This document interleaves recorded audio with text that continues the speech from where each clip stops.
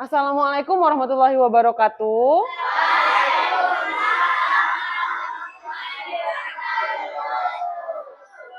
Anak-anak, sebelum kita memulai pembelajaran hari ini, marilah kita berdoa ya. Ketua kelas, silahkan pimpin doa.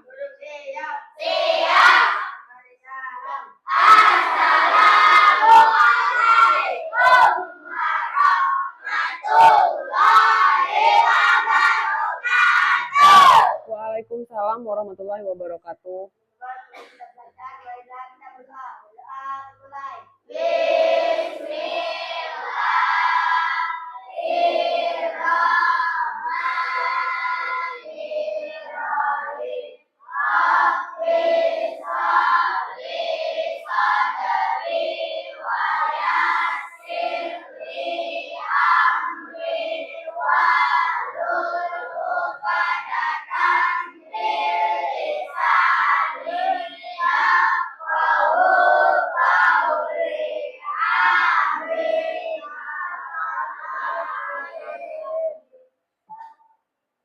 Baik, untuk memulai pelajaran pada pagi hari ini, supaya semuanya itu merasa semangat, kita mau ice breaking dulu. Sekarang anak-anak silahkan berdiri. Mundur.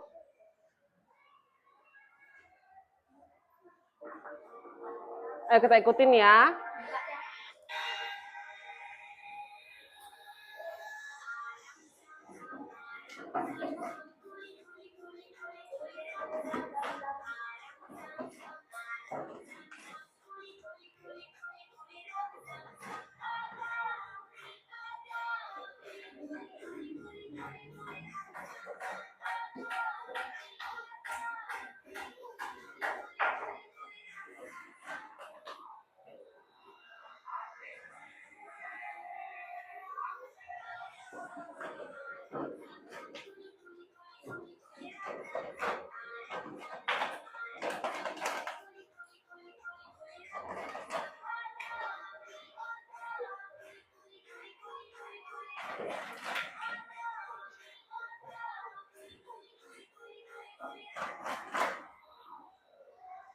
Semakin cepat.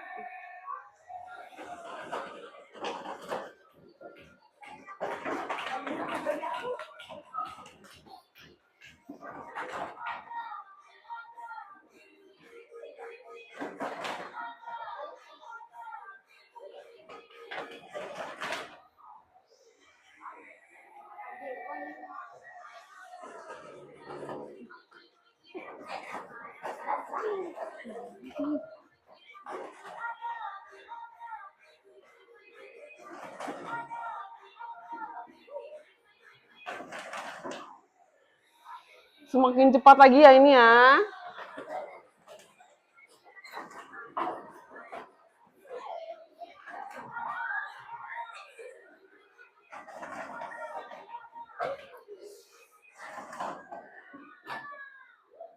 Oke, tepuk tangan untuk kita semua.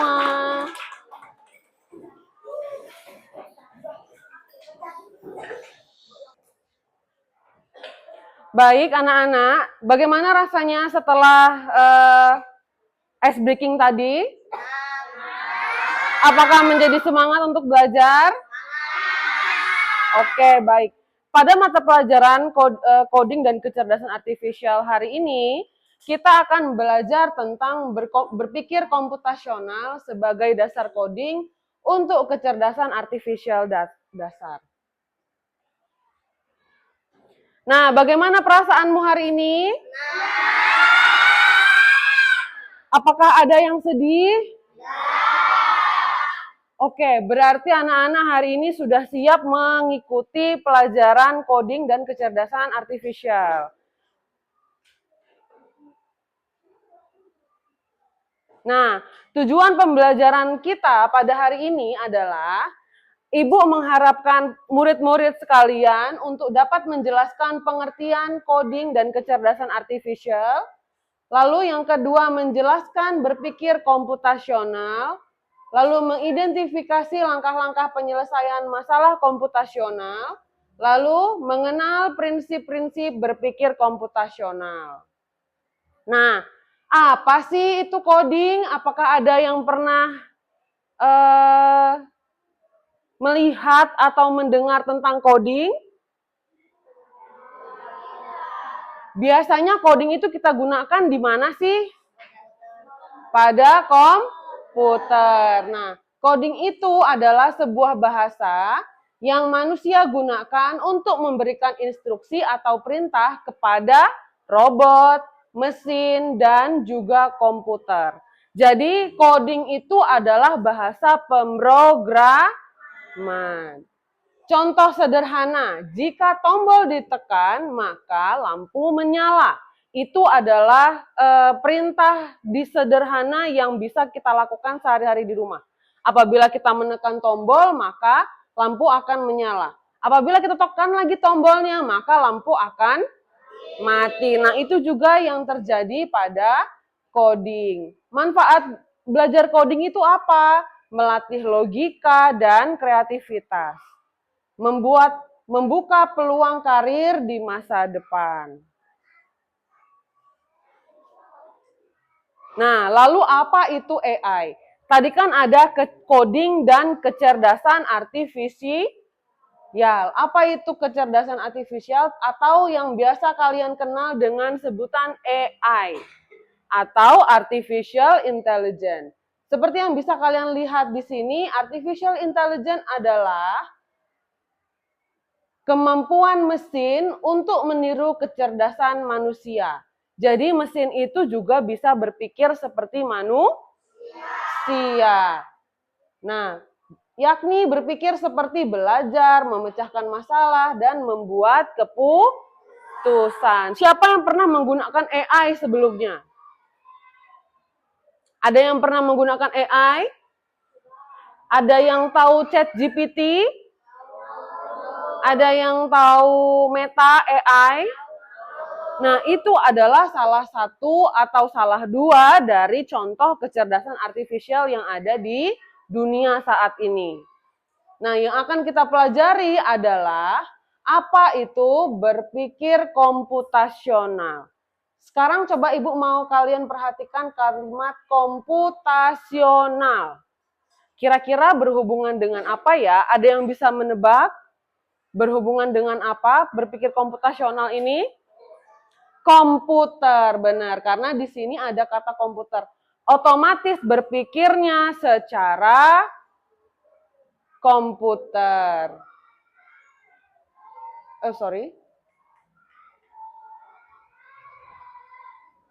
Nah, berpikir komputasional bukan berarti kita harus menjadi robot untuk berpikir. Tapi kita itu bisa memecahkan, bisa menggunakan cara berpikir komputasional dengan menerapkan cara berpikir itu di dalam kehidupan kita sehari-hari. Mulai dari memecahkan masalah yang paling sederhana. Nah, kita secara kalian tidak sadari juga pernah melakukan namanya berpikir komputasional. Contohnya, mulai dari menggosok gigi, mencatat ringkasan pelajaran, baru menyiapkan buku-buku untuk besok.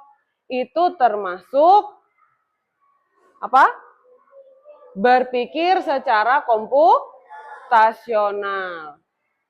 Jadi, berpikir komputasional adalah suatu metode atau cara berpikir yang memecahkan masalah rumit secara metodis, efisien, dan logis.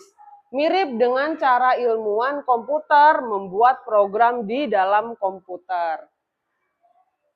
Nah, ini adalah keterampilan dasar yang berguna untuk semua orang, bukan hanya untuk programmer. Makanya kenapa kok mata pelajaran coding dan kecerdasan artifisial ini diajarkan mulai kalian sekolah dasar. Karena nanti pada saat kalian sudah dewasa, kalian akan dihadapkan dengan dunia 4.0 atau bahkan 5.0. Artinya dunia dengan kemajuan teknologi yang sudah sangat berkembang pesat. Sekarang aja kita sudah bisa menggunakan internet dimanapun yang kita mau kan? Dulu, pada saat ibu kecil, waktu ibu seusia kalian, seusia anak-anak, kalian usianya berapa? 11 sampai 10 sampai 11 tahun. Nah dulu pada saat ibu seusia kalian 10 tahun, handphone itu masih belum ada. Atau bahkan sudah ada tapi dengan kemampuan yang sangat tidak canggih. Yang sangat jadul. Pernah lihat nggak handphone yang ada tombolnya? Nah itu yang biasanya itu cuma bisa digunakan untuk menelpon dan mengirim pesan singkat atau SMS. Masih belum bisa terkoneksi dengan internet. Jadi fungsinya hanya dua, hanya untuk berkomunikasi. Nah nanti pada saat kalian sudah memasuki usia dewasa, di sana itu sudah mengalami perubahan atau evolusi teknologi yang sangat cepat.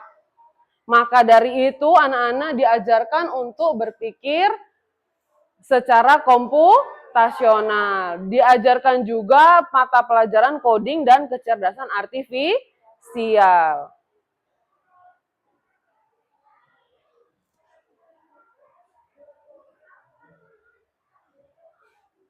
Nah, ada 4 prinsip utama berpikir komputasional.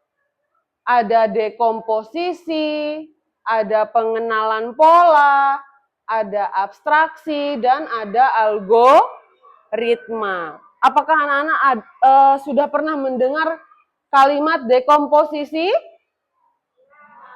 Di pelajaran apa ada kalimat dekomposisi? Matematika, betul. Kita menggunakan dekomposisi di mata pelajaran matematika itu untuk menguraikan bilangan. Sudah pernah kita pelajari bukan di pertemuan kemarin? Lalu ada juga pengenalan pola. Pernah dengar pengenalan pola? Ada, sudah di mata pelajaran apa? Matematika juga. Pengenalan pola seperti apa? Misalnya ada lingkaran, ada persegi, ada segitiga. Nanti setelah itu lagi ada lingkaran, persegi, lalu segitiga lagi. Nah, itu termasuk pengenalan pola. Kalau abstraksi, pernah dengar? Pernah? Pernah enggak? Apa itu abstraksi? Di mata pelajaran apa kita belajar abstraksi? Di PJOK? Seni rupa. Abstraksi itu sifatnya apa? Apa yo? Masih ingat? Oke, nanti kita bahas. Lalu yang terakhir ada algoritma. Ada yang pernah nonton YouTube? Pernah buka TikTok? Buka Instagram? Nah, biasanya di situ ada algoritma. Jadi algoritma itu nanti akan kita bahas lebih lanjut di slide berikutnya ya. Intinya algoritma ini ada di sosial media yang pernah kalian buka. Seperti itu.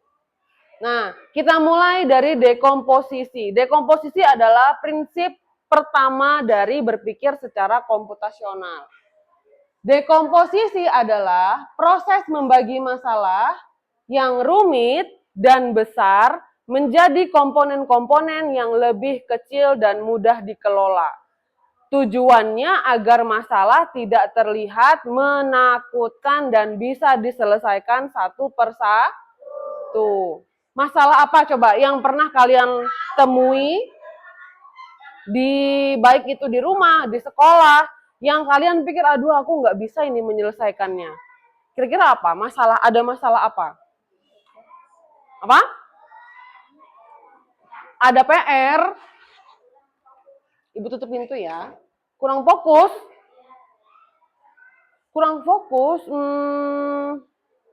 Ibu rasa itu bukan masalah kalau kurang fokus. Intinya adalah contohnya seperti ini. Kalian itu pada saat menggosok gigi kan, itu biasanya kalian lakukan pada saat apa? Pada saat pagi hari atau pada saat mandi, dan sore hari pada saat mandi juga. Nah, itu termasuk apa yang kalian lakukan pada saat mandi pertama kali coba? Sikat gigi, habis sikat gigi baru sabunan. Lalu apa? Sabunan dulu, sampoan, gosok gigi, baru sudah selesai. Nah, itu adalah dekomposisi. Bayangkan, mandi aja merupakan masalah yang bisa kita sederhanakan menggunakan cara berpikir dekomposisi. Nah, contoh lain, masalah besar adalah kalian disuruh membuat nasi goreng. Apa yang harus kita lakukan untuk membuat nasi goreng? Nah, dekomposisinya, pemecahan masalah dari masalah besar menjadi masalah kecilnya, yang pertama yang harus kita lakukan adalah menyiapkan bahan. Seperti nasi, bumbu, telur, alat penggorengan, terus untuk menggorengnya, sutil. Nah, itu termasuk. Lalu yang kedua, kalau semua bahan sudah digunakan, apa yang harus kita lakukan? Mengiris bumbu. Bumbunya tadi seperti yang sudah disebutkan, bisa bawang merah, bawang putih. Kalau misalnya mau pedas bisa dikasih lombok. Nah, itu termasuk mengiris bumbu. Lalu yang ketiga apa?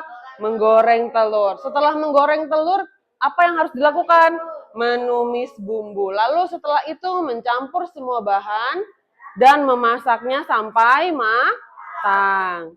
Setelah itu maka jadilah nasi goreng. Nah, pada saat kita ditemukan masalah besar untuk membuat nasi goreng, kalau kita melakukan step-stepnya itu secara beruntutan, maka akan cepat selesai atau akan menghasilkan sebuah produk yang kita inginkan. Contoh lain, pada saat kalian itu ditunjuk menjadi ketua panitia 17 Agustusan. Apa yang harus kalian lakukan?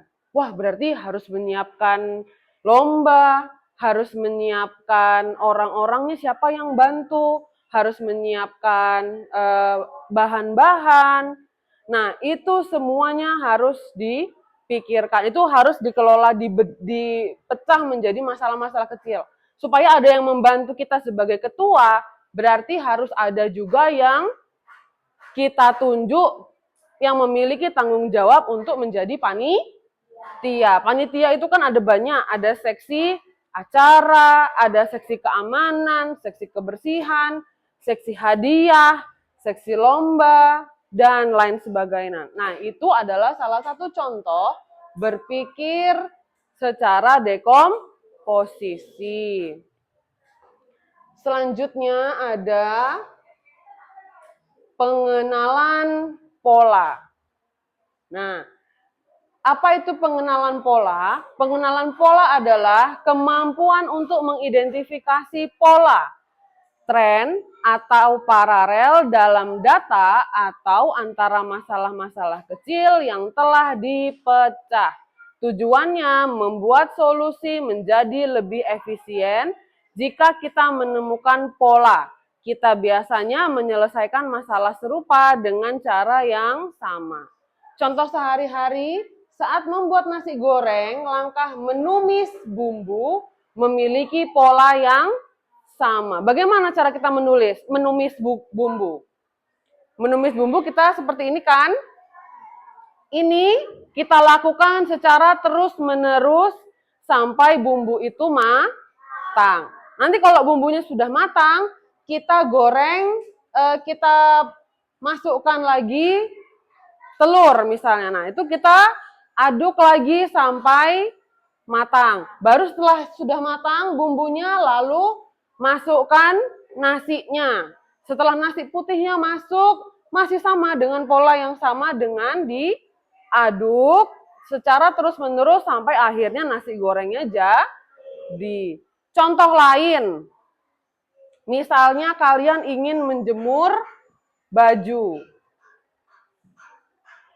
Bukan menjemur baju deh,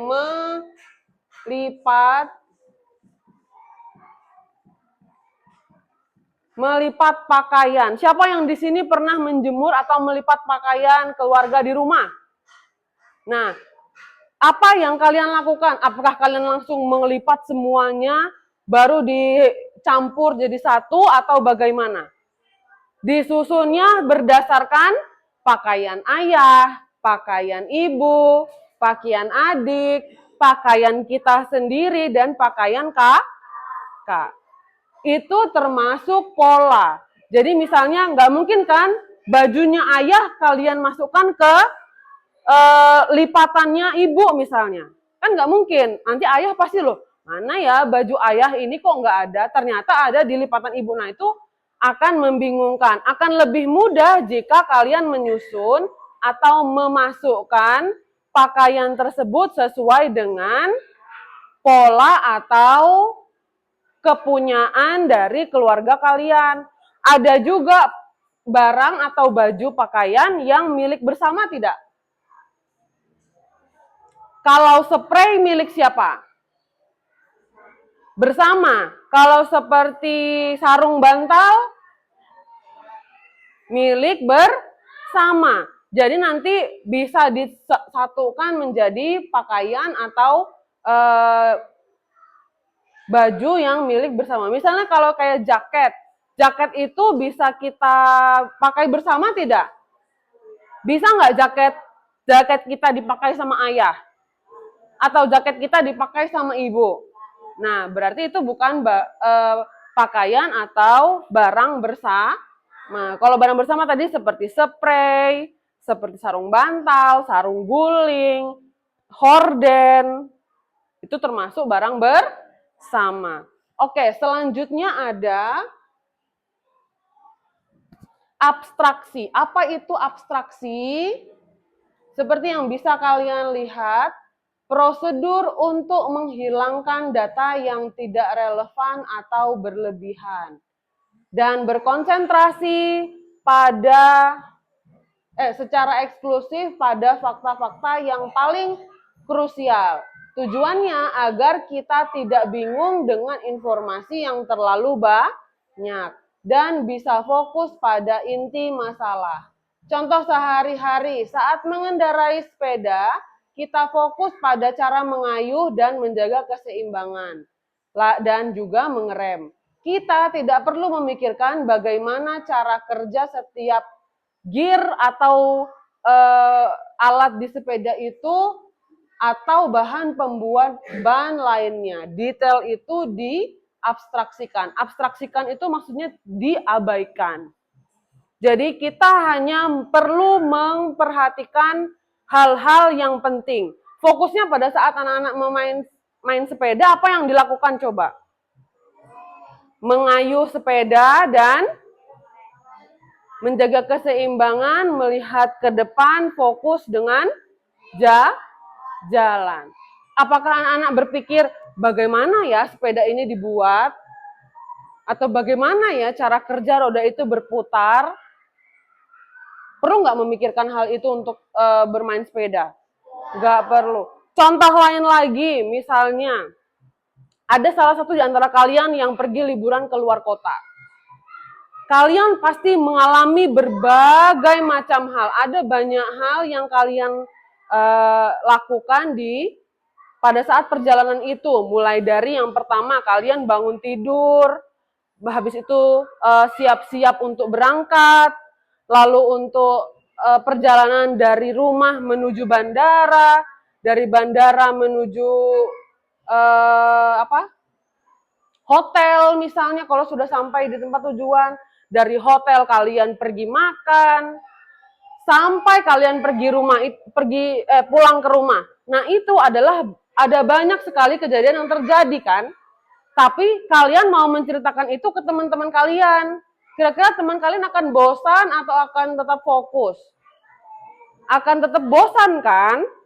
Nah, maka dari itu yang kita pilih untuk diceritakan adalah hal-hal yang penting. Misalnya, oh aku kemarin pergi nih ke Bandung misalnya. Di Bandung, aku pergi ke salah satu pusat perbelanjaan yang luas misalnya aku, atau pusat permainan, pusat hiburan yang bagus di sana. Ada Trans Studio Bandung, wah di sana bagus sekali.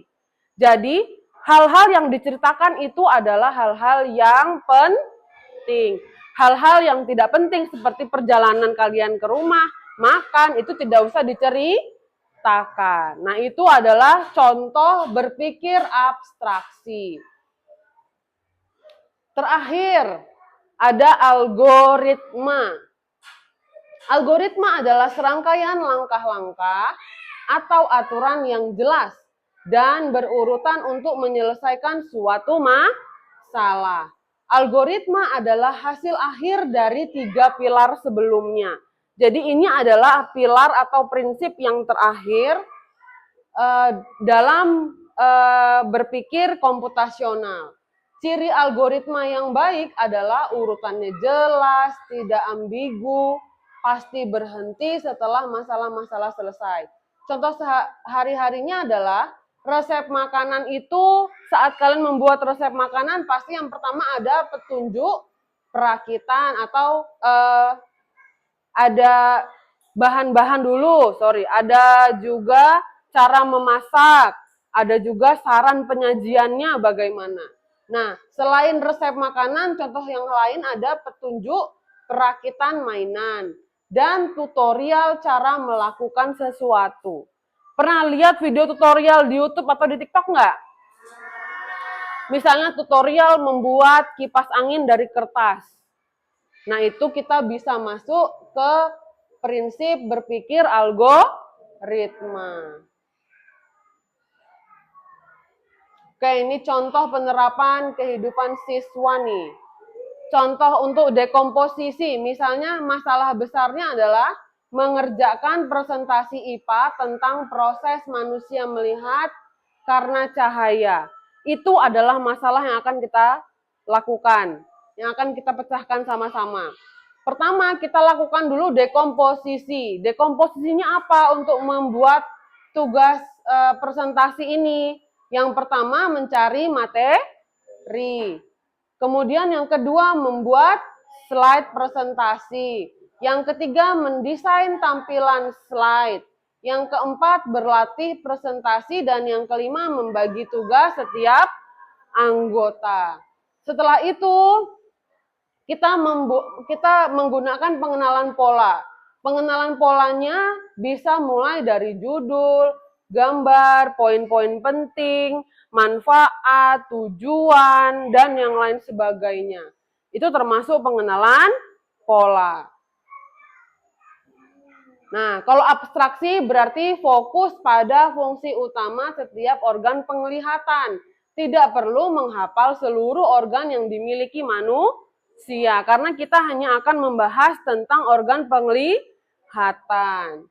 Yang keempat, ini yang terakhir nih, algoritma. Yang harus kita susun adalah membuat jadwal kerja. Hari pertama, kumpul materi. Materi dikumpulkan oleh semua anggota kelompok. Bisa juga idenya itu berasal dari misalnya kalian mencari di internet, mencari di buku, mencari di ChatGPT, itu juga boleh. Tapi ingat, kalau misalnya membuat tugas, setelah kalian menugaskan untuk ChatGPT atau AI yang lain itu untuk mengerjakan tugas, kalian harus tetap mengoreksi. Karena ChatGPT atau AI itu juga bisa salah. Dia tidak 100% benar. Setelah itu, hari kedua dan ketiga, setiap anak membuat bagian slide-nya. Hari keempat, menggabungkan dan mendesain slide. Yang hari kelima, latihan presentasi bersama. Nah, ini adalah salah satu contoh soal berpikir komputasional yang Ibu ambil dari bebres.co.com. Contoh berpikir secara komputasional soal-soalnya adalah seperti berikut. Di dalam bus studi wisata ada 3 kelompok anak yang diantarkan ke 3 tujuan berbeda. Bus berhenti pertama di restoran, lalu hotel, dan terakhir di museum. Hanya ada satu tempat penyimpanan koper di samping bus yang hanya bisa dibuka dari satu pintu. Sopir bus ingin mengatur koper-koper penumpang sehingga mudah dikeluarkan. Jadi barang-barang itu disusun berdasarkan tujuan yang dari yang paling depan dulu, dimasukkan berarti kan dari yang paling akhir tujuannya. Baru kemudian yang paling dekat, baru kemudian yang pertama dikunjungi. Nah, bantu supir bus untuk menentukan urutan memasukkan koper-koper itu ke dalam tempat penyimpanan. Pertanyaannya, koper kelompok anak yang mana yang dimasukkan terakhir? Coba kalian kira-kira yang mana? Diskusikan dengan teman sebangku. Kira-kira apa? Yang A. Anak yang pergi ke museum yang dimasukkan terakhir. B. Anak yang ingin pergi ke restoran. Coba, bus itu kan memiliki tempat penyimpanan kan. Kalau kita ingin memasukkan barang, berarti kita mulai dari yang paling terakhir. Tempat tujuannya yang paling terakhir adalah museum. Yang kita masukkan duluan. Nah, pertanyaannya tadi kan, koper kelompok mana? Koper kelompok mana? Koper kelompok anak mana yang dimasukkan terakhir? Berarti yang B. Karena pada saat bus itu menuju ke sini, berarti yang harus dikasih duluan yang mana? Iya, yang ke restoran, baru kemudian ke hotel, baru kemudian ke museum. Berarti yang museum ini harus di akhir. Harus pertama dimasukkan. Baru kemudian masukkan yang di hotel. Yang ke hotel baru kemudian yang terakhir adalah yang ke restoran. Supaya pada saat kita anak-anaknya turun, bapak sopirnya bisa memberikan barang atau koper anak-anak yang pergi ke restoran duluan. Berarti jawabannya adalah B. Nah, berarti Rifki sudah melakukan konsep berpikir komputasional. Karena tadi Ibu dengar Rifki yang menjawab B duluan. Ya. Apa? Oke. Sekarang kita masuk ke tugas. Oke, kita masuk ke tugas. Tugasnya Ibu mau membuat kalian itu per kelompok. Kelompoknya terdiri dari 4 orang. Boleh, nggak apa-apa, silahkan bergerak. Kelompoknya ada 4 orang. Ibu buat tunjuk kelompok aja ya, yang mulai dari yang terdekat ya. Ini kelompok 1, kelompok 2, kelompok 3, ada 4 orang. Kelompok 5, kelompok 6, kelompok 7, dan kelompok 8. Berarti karena ada 2 kelompok yang hanya berisi 3 siswa, kalian berdua itu pindah. Misalnya si Aska ke kelompok ini, Prita ke kelompok Anissa dan Azzi. Jadi pas, 4 semua. Oke, silahkan atur mejanya sesuai dengan kelompoknya masing-masing.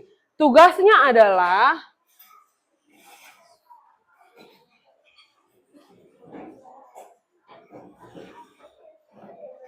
masalah yang harus kalian pecahkan adalah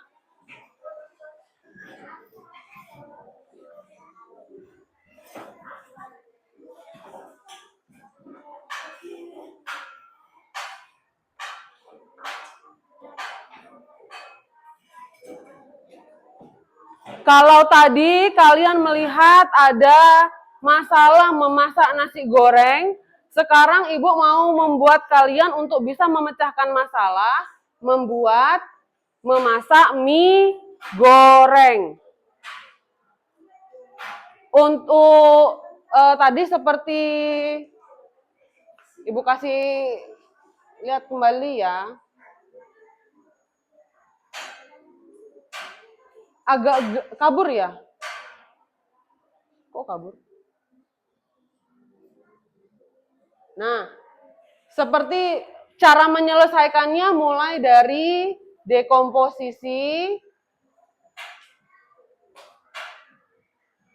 lalu pengenalan pola,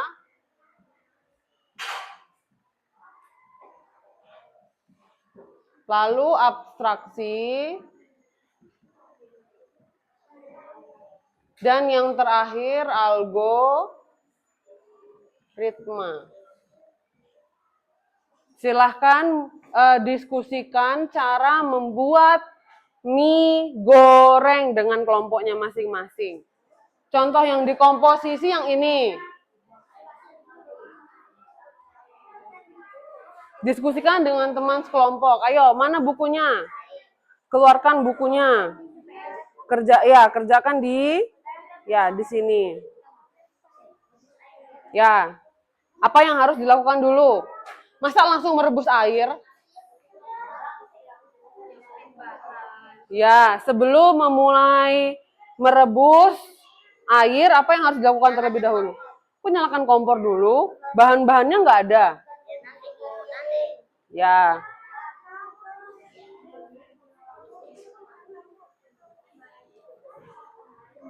Ayo. Ya.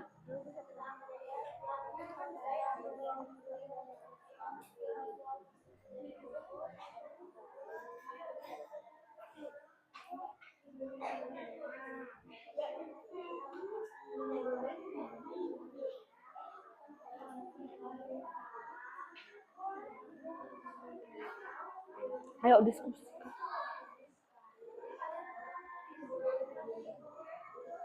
Ayo. Dimulai dari apa dulu?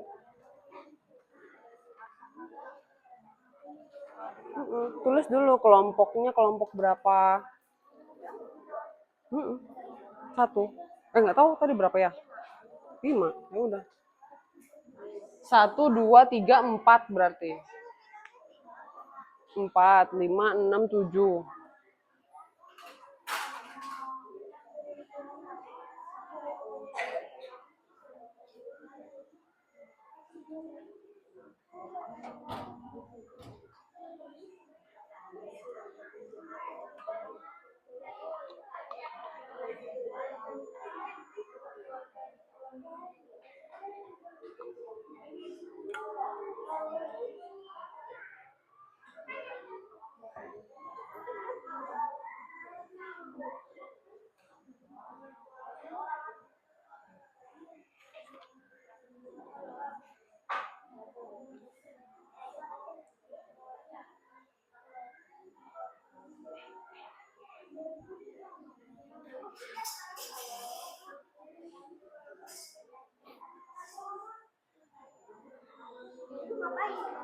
Ayo, tulis dulu bahan-bahannya apa aja.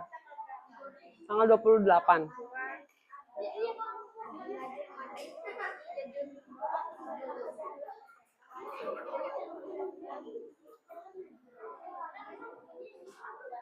Berarti kerjakan di satu aja, satu buku aja. Nanti kan Ibu pilih.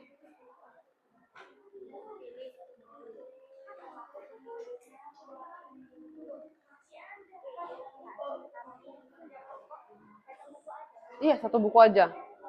Ya, itu aja nggak apa-apa, pakai itu aja. Ayo, mana bukunya? Ya, satu buku. Bukunya yang dipakai mana? Diskusikan dulu bahan-bahannya apa. Cara membuatnya apa. Kok sekolah? Kan membuat mie goreng, memasak mie goreng. Ya kan bahan-bahannya dulu sih. Kan itu nggak perlu lah, ngapain kamu kan sekolah. Kan yang ingin dijelaskan hanya memasak mie goreng. ke sekolah nggak penting, berarti harus nggak usah dihiraukan, jangan dimasukkan, fokus ke hal-hal penting untuk memasak mie goreng tadi itu aja. Apa? Memasaknya, mau itu cara masak, mau itu bahan, sampai terjadi mie goreng yang asli.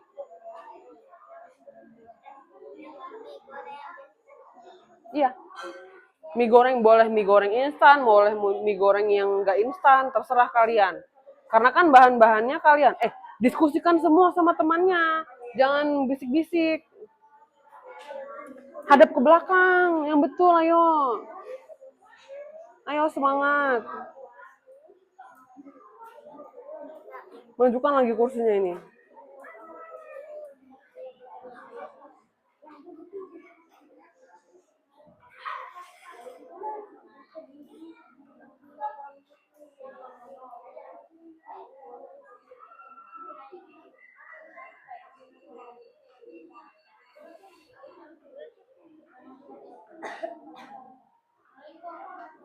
Bahannya mana bahannya? Kan mulai dari siapkan telur, siapkan mie gorengnya.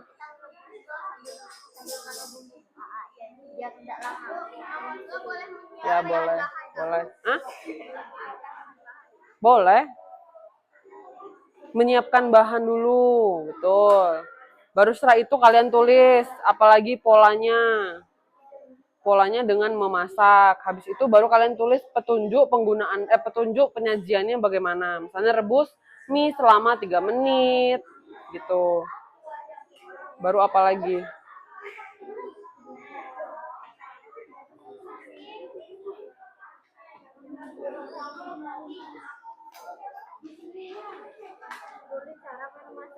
Ya, dari menyiapkan bahan-bahan dulu kan.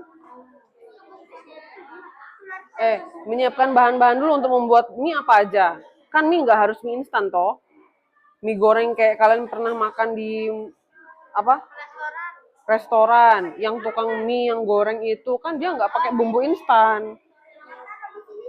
Dia nyiapkan bumbu.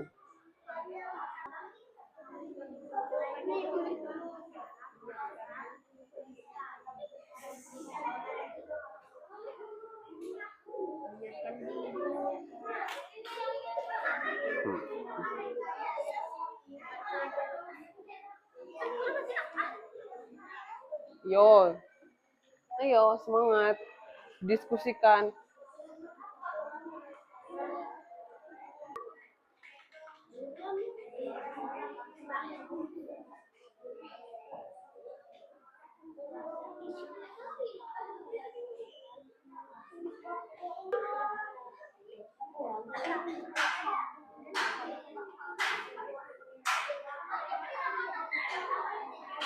Sudah selesai?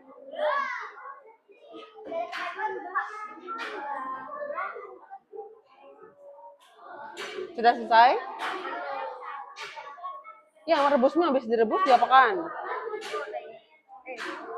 Menumis ini enggak sih, menumis bumbu dulu, atau kalau mie instan itu berarti masukkan bumbu ke dalam mangkok atau piring. Bisa juga menggoreng telur, misalnya kalau ada telurnya.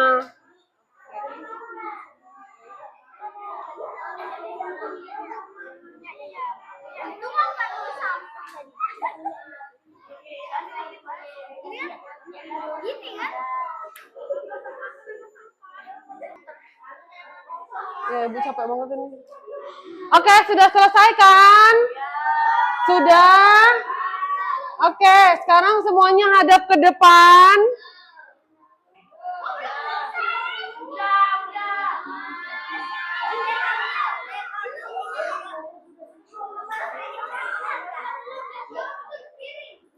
Ayo, semuanya hadap ke depan karena sudah selesai. Ayo, hadap ke depan. Kembalikan kursinya ke depan.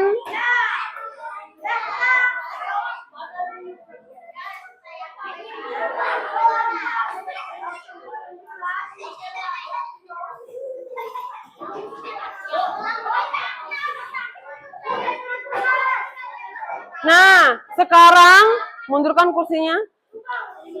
Sekarang Ibu mau minta kelompok 6 untuk mempresentasikan yang sudah didiskusikan. Ayo, silakan. Perwakilan aja ya. Ayo Ripki, silakan maju ke depan Ki. Ya, kelompok 7 ya berarti ya. Oke, ayo silakan maju. Anak-anak tolong perhatikan ya, karena teman kalian ingin mempresentasikan apa yang sudah mereka diskusikan. Assalamualaikum warahmatullahi wabarakatuh. Waalaikumsalam warahmatullahi wabarakatuh. Saya akan Jelaskan, boleh. menjelaskan langkah-langkah membuat mie goreng. Langkah pertama adalah menyiapkan bahan, lalu menyiapkan mie, menyiapkan bumbu, menumis bumbu, merebus mie, menggoreng telur, mencampur semua bahan ke dalam mie, mengaduk bumbu mie sampai merata, lalu mie goreng siap dinikmati. Oke, tepuk tangan untuk kelompok 7. Oke, karena anak-anak semua sudah mengikuti rangkaian pelajaran dari penjelasan materi, penjelasan contoh-contoh, dan bahkan melakukan latihan, maka kita akan masuk ke penjelasan yang terakhir, yaitu manfaat berpikir. Nah, ini sebentar Ibu hapus dulu.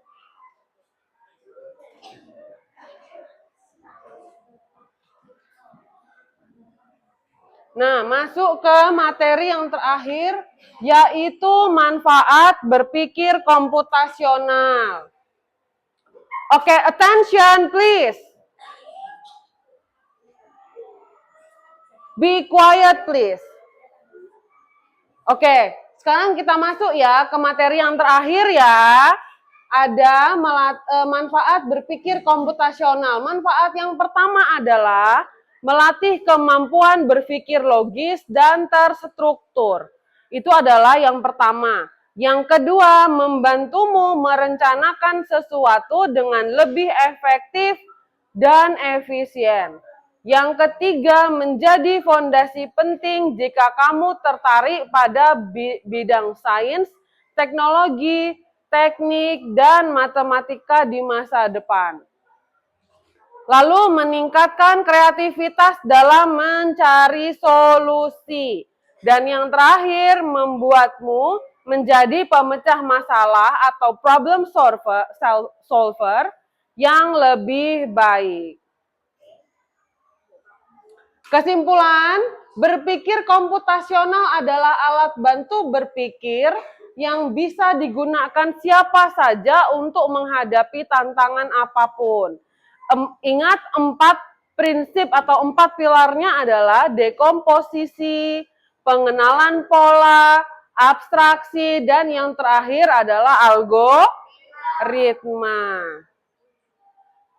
Oke, dengan berpikir komputasional, masalah serumit apapun bisa diselesaikan atau bisa ditemukan solusinya. Sampai sini, apakah ada anak-anak yang ingin ditanyakan? Tidak ada? Oke, baik. Berarti kita akan berjumpa lagi di minggu depan di pertemuan coding, mata pelajaran coding dan kecerdasan artifisial dengan materi yang baru nanti. Ya. Jika tidak ada yang ingin ditanyakan, maka pertemuan kita pada hari ini Ibu cukupkan sampai di sini. Wabillahi taufik wal hidayah. Wassalamualaikum warahmatullahi wabarakatuh.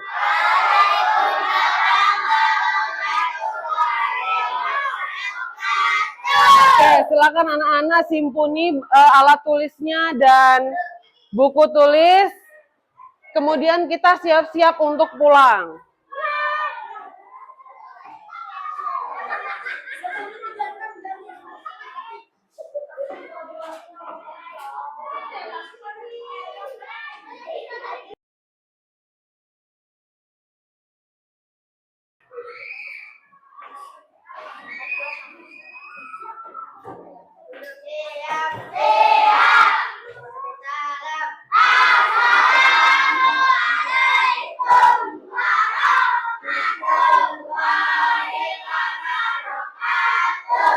Waalaikumsalam warahmatullahi wabarakatuh.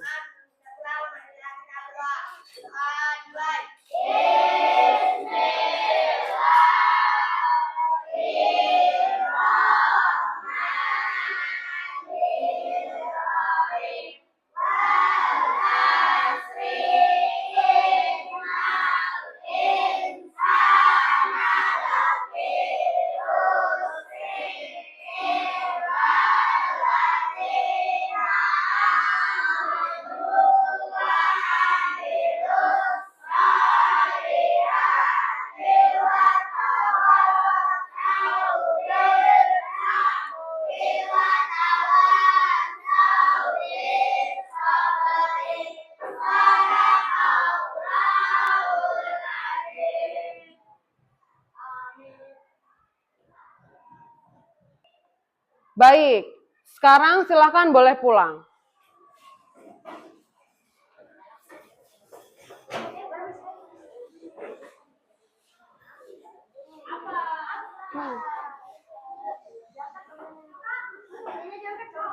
Gak usah.